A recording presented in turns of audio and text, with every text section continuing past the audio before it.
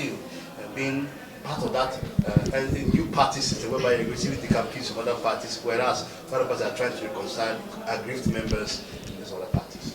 Now you see, this party, the NNPP, is not really based on the campaigns. It is based on the talakawas. The party is based on the voters, the good people of this country who believe in us. But the campaigns are just like any addition. We are happy that people left their parties to join us. In any case, we are also from other parties. I was in the PDP since 1998. By 1999, I was governor of Kano. By 2003, I was Minister of Defense. By 2011, I went to Kano again as governor. In between, I was in the NDDC representing Northwest between 2007 to 2011. So I have been in PDP for a long time. But at the end of it, I realized that it doesn't tally really with the ideology and the political beliefs that I had.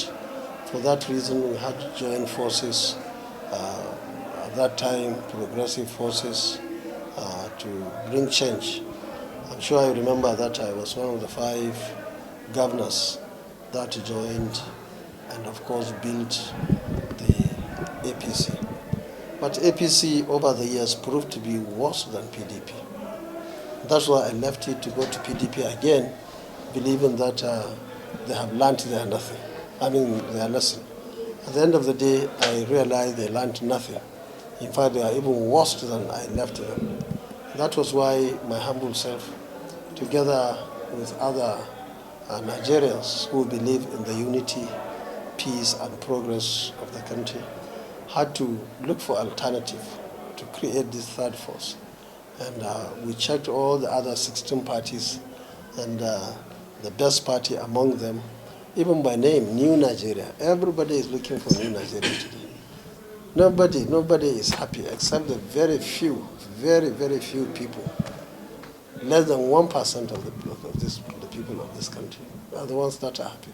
Even them, they must feel guilty if they have any conscience. They have to feel that something is wrong. And everybody knows something is wrong, ranging from the economy to the issue of security. And putting these two together have destroyed everything, especially the issue of education. Nobody is talking about education. And Kwankwaso believe very much on education. If you ask me what is my priority or priority of Kwankwaso, I will tell you it's education, education, and education. And that's what we proved in Kano. And that's what we will do if we have an opportunity. We believe in creating job opportunities for our people. When I was in Kano, anybody who was jobless probably was somebody who did not want to work. We created so much opportunities conducive for jobs, created so much opportunities and good environment for businesses in Kano State. And all this is doable. And you have seen, I'm sure you have seen what we have done in Kano, because people of Gombe always go to Kano, and people from Kano are always coming here. So it's like one place. You know that we created a business environment for people, for businesses to thrive. And we took maximum measures to ensure security of lives and properties. You see, as former Minister of Defense, I feel terribly disappointed by what we are having today. Our military, and I believe they are still best in Africa. What we lack, I believe, is the issue of political will. People who would mobilize them, people who would give them the necessary equipments, necessary arms and ammunition, and so on, to tackle the security of this country. So I'm so happy that I came, and I'm happy that I have seen the people of Gombe at their homes. Your Excellency, what would be the chances of the NNPP, in 2023, looking at the fact that Nigerians have been used to the, the recycling of the PDP and, APC in Nigeria since '99? You see, Nigerians know APC and PDP very well, and that's why we are thriving. They have failed. Even themselves, they will tell you they have failed. You see, the only chance they have is to buy votes. That's what we have seen in Ekiti State.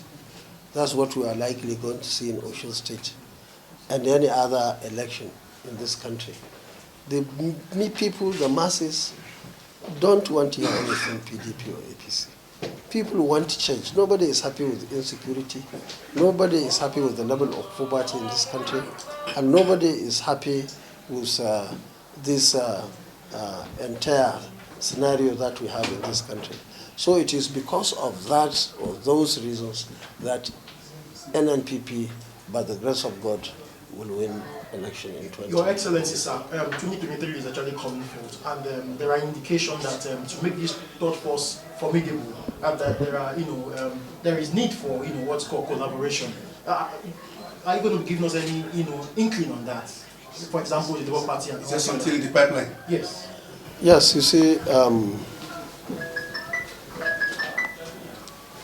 we are working around the clock to come together with other parties, especially those that have similar ideology with us, because we want to be happy to leave these two parties just to invite or to go and work together with them.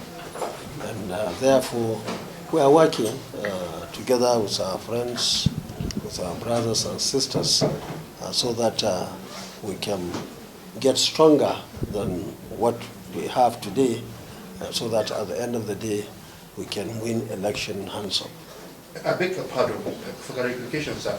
Can you tell us the parties you're involved in, or is it just one party, or could it be multiple of parties? Give us some clarification. Well, multiple of parties, certainly not one party. We are working together so that we can defeat, because all of us believe that these two parties are not the best for the country. And that's why people are not together with them. And even those who are in the two parties, those who share similar ideology with us, definitely are leaving the parties. That's what you call the decamping that you mentioned. Before 3-4 months, there was nothing like NNPP, even though it was registered about 21 years ago, yet it wasn't known to most people. But now, within these 4 months, you go to anywhere in this country, you find the NNPP, because we have got structures, party structure in each ward of this country. We have same in the states, in the local government, the zones, and of course the election, and they defended the results. That's why I went back the second time. And even in 2019, everybody knows, even including the governor, knows he lost the election. And it's just based on these young men and women. And that's why we are so happy that we took the issue of education very seriously. We took the issue of empowerment, job opportunities for the young men and women. We took the issue of security. As governor of Kano State, as Minister of Defense, we defended this country to the extent that people had peace, unlike what we are seeing today. And I want to assure you, with NNPP government in place, I have no doubt in my mind, just a matter of small time, very small time. All these people, either in the north or the south, we will sit down with them if they want to. We'll discuss if it is something that if anybody has got grudges or reasons to take arms against his fellow Nigerians, we'll listen to him or them.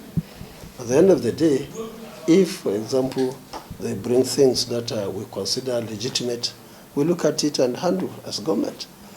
But if it is just things that are not acceptable either to the Constitution or to the laws of the land, definitely the law will take its course, meaning that we'll equip our security agencies and the military to tackle every insecurity within the borders of this country. Your Excellency, as the national leader of the NNPP, what will be your call to your followers, looking at the fact that INEC just extended the voter registration?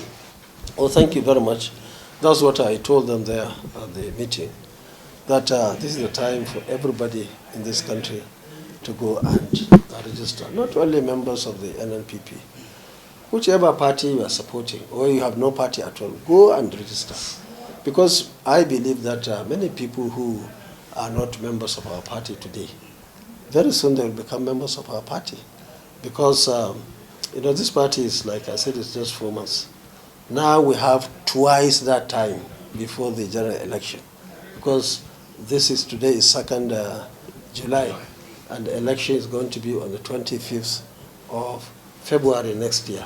So you can count the number of months. So many of them will change their mind, because these guys in the two parties, what they have done and what they are doing certainly will not be acceptable to every thinking, right-thinking Nigerian.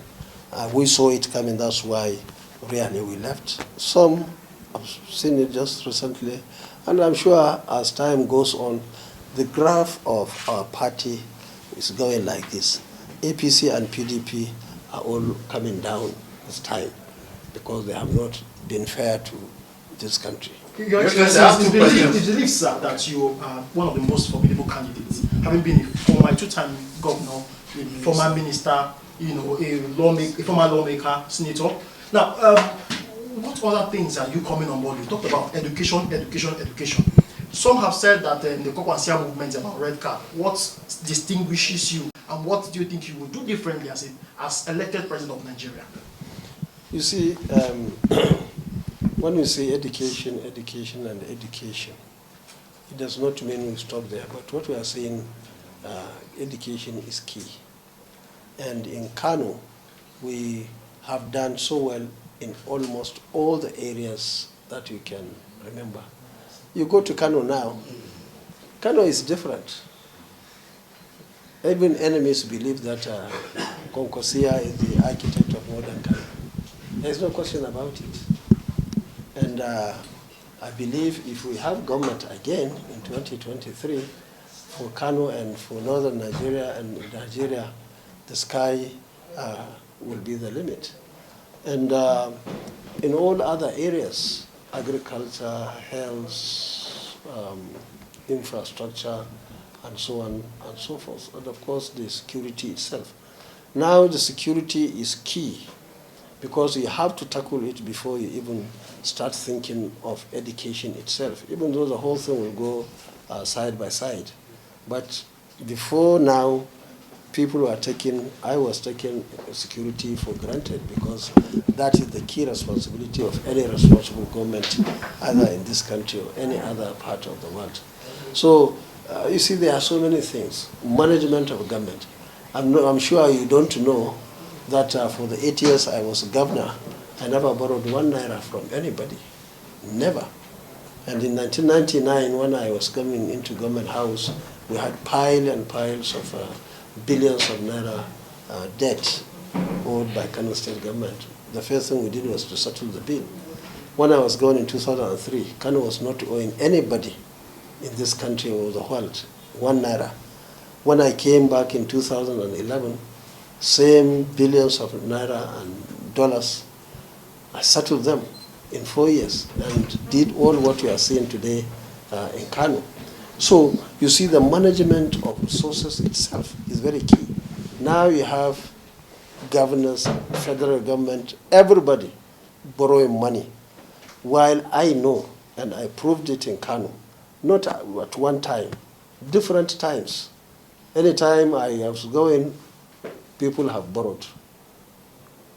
So the management of resources itself is very key. In my opinion, I don't see any reason why our governments will go on borrowing spree all over the world, meaning that all our future, the future of our children and grandchildren, is already being sold to Chinese, to Europeans and Americans. That means whatever they are going to do in the future, their hands are being tied. In fact, even our government, that is coming by the grace of God, we have to come and battle with debt, because we are told that whatever we are earning today is almost equivalent to what we are paying as interest. Yeah, what do you call it? Service the interest, not to pay the debt. So it's most unfortunate that leaders in this country are so careless, are sometimes very selfish. They take money from elsewhere and just throw it like that. And it's well documented, well recorded, to be paid in hard currency. So all these things put together is the meaning of Kwankwaso. We can go on and on and on what we do. So, sir, we other parties are placed there, given their placeholders. That's running mates. We don't know who your criteria in terms of age, criteria in terms of qualification, criteria in terms of officers held, criteria in terms of performance, criteria in terms of so many other things, a long list. Now, of course, the other side, we don't want that. Most of the people on the other side thought that there was belief in one of the countries that the zoning, because they believe that presidency has to go there. Now, you see, nobody is against presidency going to any part of this country. We are national politicians. We are not local politicians contesting for local government or even positions in the state. So, but the issue is, you see, you have to look at all the equations. Now, the entire population of the NNPP today, including all these contestants and so on and so forth, were largely based on, if you like, an individual who people believe in him, and therefore people of similar like minds decided to come and join him. Now, under that circumstance, they believed, the committee believed, that if that person is not the presidential candidate, the implication is that we will only help another candidate in northern Nigeria, which will not be in the best interest of the party. So, because, and you see, even one thing is, if I can be much more clearer on this,